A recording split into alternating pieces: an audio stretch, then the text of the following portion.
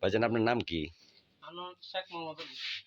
শুনছি আপনি বলে ভালো গান গাইতে পারেন, ইসলামী গান গাইতে পারেন, বাওয়া গান গাইতে পারেন।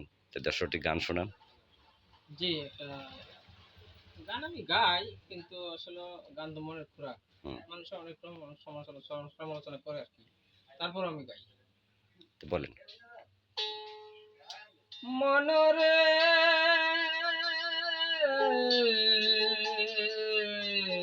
মনরে আমার